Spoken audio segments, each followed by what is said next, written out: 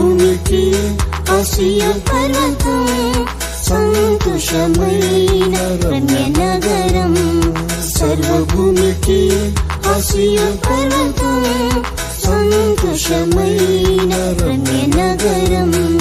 మహారాజుని మహామహిమతో మహారాజుని మహామహిమతో పట్టణమంతా జ్వలించుచున్నది.